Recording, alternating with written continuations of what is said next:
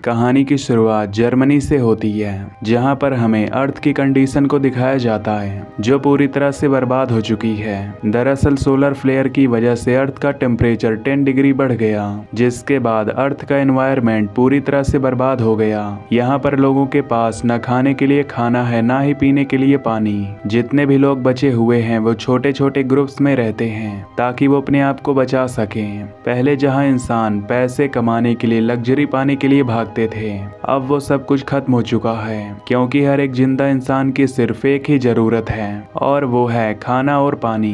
दिन में बहुत ज्यादा गर्मी होती है, इसीलिए हर कोई रात को ही ट्रेवल करता है। अपने बंकर से, अपने घर से रात को ही बाहर निकलता है। साथ ही हर कोई अपने चेहरे को और पूरी बॉडी को कवर करके रखता है ताकि उस अल्ट्रावायलेट रेस का कोई भी असर ना हो। यहाँ पर हमें मैरी को दिखाया जाता है जो अपनी छोटी बहन और फिलिप के साथ गाड़ी में रहती है। ये सब हमेशा गाड़ी से ट्रेवल करते हैं। मैरी और फिलिप एक दूसरे को पसंद करते हैं और अब इन्हें पता चलता है कि पहाड़ों में अभी भी ऐसी जगह है जहां पर इंसान जिंदगी को नॉर्मल तरीके से जी सकता है। इसलिए ये तीनों तय करते हैं कि ये पहाड़ों की तरफ जाएंगे और ये पहाड़ों की तरफ निकल पड़ते हैं। रास्ते में एक पेट्रोल पंप पर रुकते हैं ताकि अपने लिए फ्यूल ले सकें। और जब फिलिप फ्यूल ले रहा होता है उस वक्त मैरी और उसकी बहन को दिखाया जाता है जो अंदर से सामान इकट्ठा कर रही होती हैं। दरअसल इस वक्त में हर किसी को खाने और पानी की तलाश रहती है। साथ ही यहाँ पर अपने आप को दूसरे सर्वाइवर से बचाना भी होता है, क्योंकि कभी भी कोई भी किसी का भी खाना और पानी चुरा लेता है।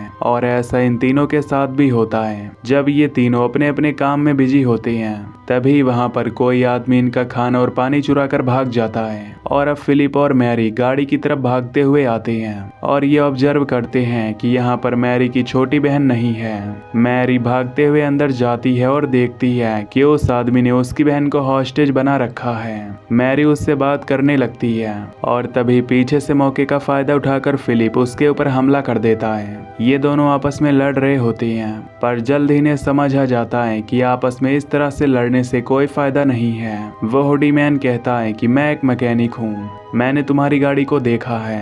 तुम्हारी गाड़ी ज्यादा आगे तक नहीं जा सकती क्योंकि बाहर का टेम्परेचर बहुत ज्यादा है, और अगर मैं इसके इंजन में कुछ चेंजेस कर दूं तो तुम इससे ट्रेवल कर सकते हो, पर इसके बदले मुझे खाना और पानी चाहिए। इसके बाद ये आपस में समझौता कर लेते हैं। ये उस हुडी मैन को खाना और पीने के लिए पानी देते हैं, जिसके बाद हुडी मैन इनकी गाड़ी में चेंजेस करता है और उन्हें कहता है कि इस गाड़ी से तुम बहुत ज्यादा ट्रेवल मत करना, क्योंकि इसमें कोई न कोई प्रॉब्लम जरूर आ सकती है। अब फिलिप तय करता है कि वो हुडी मैन को अपने साथ ले जाएगा ताकि अगर रास्ते में गाड़ी में कोई भी प्रॉब्लम आए तो वो उसे रिपेयर कर दे।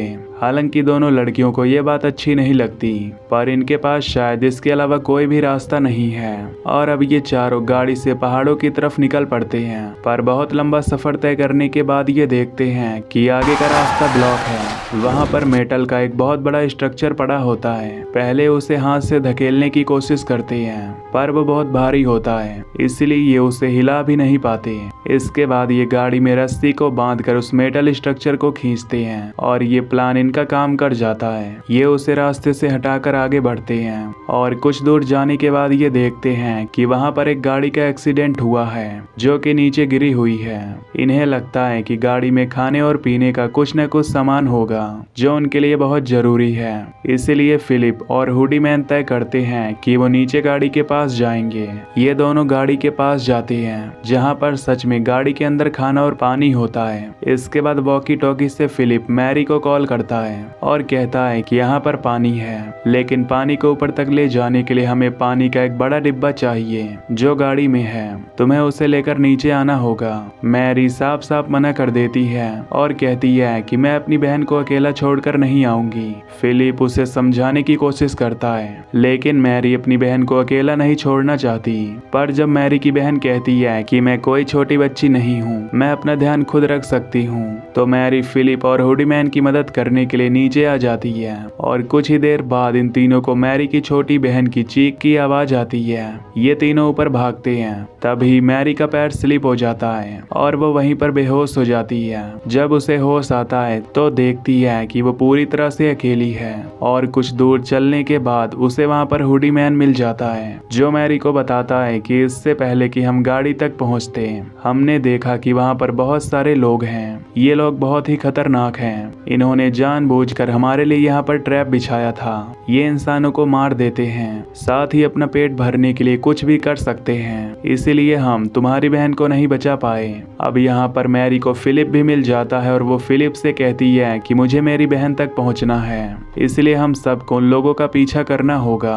फिलिप कहता है कि ये बेवकूफ़ी है, हमें पहाड़ों के ऊपर जाना चाहिए जहाँ पर पानी होने की पॉसिबिलिटी है। ये दोनों आपस में आर्ग्यूमेंट्स करना शुरू कर देते हैं और तभी हुडी मैन इन्हें बताता है कि देखो, जंगल के बीचों बीच से धुआं उठ रहा है। इसका मतलब वो लोग जिन्होंने तुम्हारी बहन को किडनैप किया है वो वहाँ पर हैं। और अब ये उस जगह पहुँच जाते हैं जहाँ पर ये दूर से देखते हैं कि वहाँ पर कुछ लोगों ने आग लगा रखी है। साथ ही यहाँ पर मैरी की बहन भी है जिसे जंजीरों में बांधा हुआ है। अब ये एक प्लान बनाते हैं जिसमें मैरी सबसे पहले गाड़ी के पास जाएगी और गाड़ी को स्टार्ट करेगी और जैसे गाड़ी स्टार्ट होगी ठीक उसी वक्त हुडी मैन एक बोतल बम ब्लास्ट कर देगा, जिससे सब लोग उस ब्लास्ट के पास जाएंगे और तब फिलिप मैरी की छोटी बहन को जंजीरों से आजाद करके गाड़ी तक आ जाएगा, जहां पर मैरी गाड़ी में इन सब का इंतजार कर रही होगी। और अब प्लान बनाने के बाद मैरी गाड़ी के अंदर जाती है और गाड़ी को स्टार्ट करती है, लेकिन तभी यहाँ पर एक सर्वाइवर को शक हो जाता है। वो गाड़ी के पास ही आ रहा होता है कि तभी हुडी मैन ब्लास्ट कर देता है और सब ब्लास्ट की तरफ चले जाती हैं। फिलिप के सामने मैरी की छोटी बहन होती है, लेकिन वो डर जाता है, इसलिए वो उसे जंजीरों से आजाद किए बगैर वहां से निकल जाता है। तभी एक आदमी उस पर हमला करता है जो उसके पैर को जख्मी कर देता है, लेकिन फिलिप किसी तरह गाड़ी में आ जाता है जहां पर मैरी भी होती है।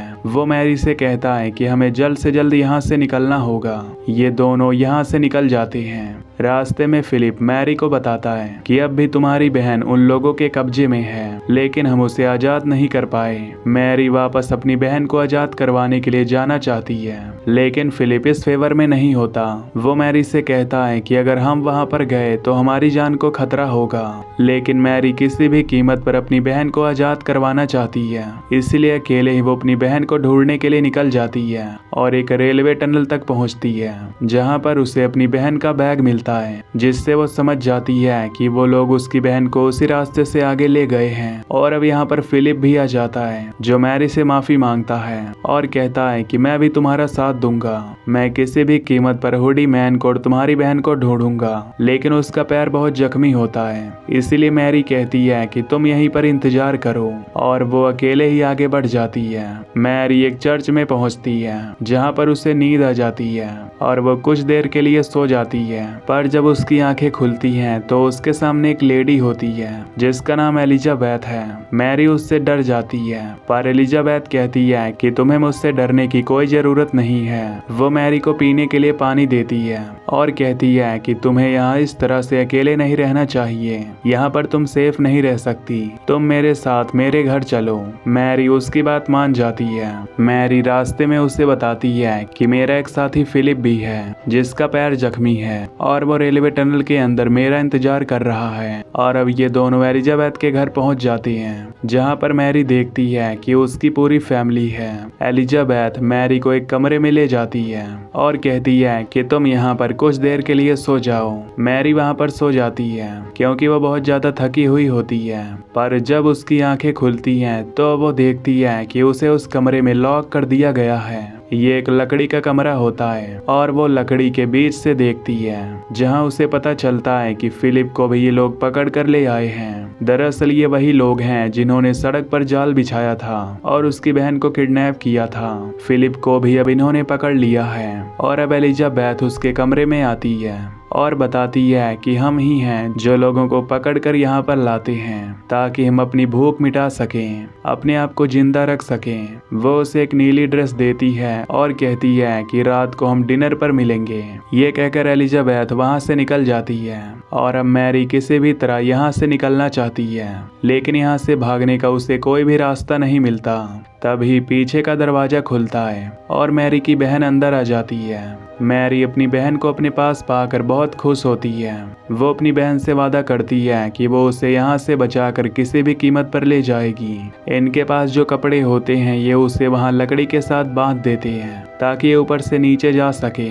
पर तभी एलिजाबेथ का बेटा वहाँ पर आ जाता है। एलिजाबेथ का बेटा इससे पहले कि कपड़े देखता, मैरी जानबूझकर उसे अपने गले से लगा लेती है। ठीक इसी वक्त मैरी की छोटी बहन मौके का फायदा उठाकर पीछे से उसके सर पर हमला करके उसे बेहोश कर देती है। इसके बाद मैरी अपनी छोटी बहन को कपड़े से नीचे उतारती है और कहती है कि तुम जंगल की तरफ जाओ, और खुद वो उस ड्रेस को पहनकर बाहर आ जाती है। जहां पर एलिजाबेथ को लगता है कि उसने उनकी बात मान ली, वो उसे अंदर ले जाती है जहां पर एलिजाबेथ की पूरी फैमिली होती है।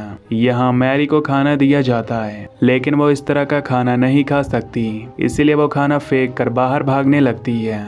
और अब एलिजाबेथ का बेटा जो बेहोश था वो होश में आ चुका होता है। वो मैरी को पकड़कर बांधकर एक कमरे में ले जाता है जहां पर पहले से ही फिलिप होता है। वो फिलिप को मार देता है और उस जगह से निकल जाता है। इसके बाद मैरी किसी तरह से चाकू से अपने हाथ की रस्सी को काटकर यहाँ से भागकर एक दूसरे कमरे में जाती है जहाँ पर वो देखती है कि बहुत सारे बंदी हैं जिनमें हुडी मैन भी एक है। और अब क्योंकि मैरी ने उस दरवाजे को खोल दिया तो सब यहाँ से भागने लगते हैं। मैरी जंगल में जाती है जहाँ पर उसने अपनी बहन को जाने के लिए कहा था। वो देखती है कि वहाँ पर एलिजाबेथ ने अपने बेटे के साथ उसकी बहन को एक बार फिर से पकड़ लिया है। एलिजाबेथ मैरी से कहती है कि मुझे लगा था कि तुम सबसे अलग हो, इसीलिए मैं चाहती थी कि तुम मेरे साथ हमारी टीम के साथ शामिल हो जाओ, लेकिन तुम भी दूसरों की तरह निकली। और अब एलिजाबेथ उसके पास आ जाती है और मैरी उस पर हमला करके उसे जख्मी कर देती है। और जब उसका बेटा देखता है कि उसकी मॉम जख्मी है तो वो अपनी मॉम के पास आता है, जिससे मैरी को मौका मिल जाता है और वो अपनी बहन को आजाद करके यहाँ से निकल जाती है। जल्दी हुडी मैन भी इन्हें मिल जाता है और ये तीनों आसमान की तरफ देखते हैं जहाँ पर पक्षी उड़ रहे होते हैं। इसका मतलब ये है कि यहाँ पर जिंदगी है। पर जब ये पलट कर देखते हैं तो वहाँ पर इन्हें बंजर चीजों के अलावा कुछ भी नहीं मिलता, यानी कि यहाँ पर भी कोई जिंदगी नहीं है। लेकिन इन्हें इस बात की तसल्ली होती है कि यहाँ पर कुछ पानी जरूर है, पर इन्हें नहीं पता कि यहाँ पर कितने वक्त तक सरवाइव कर पाएंगे। और इसी के साथ ये मूवी यहीं पर एंड हो जाती है। तो दोस्तों, अगर आपको ये मूवी की एक्सप्लेनेशन पसंद आई हो तो वीडियो को लाइक और चैनल को सब्सक्राइब कर देना। Till then take care, love you, bye bye.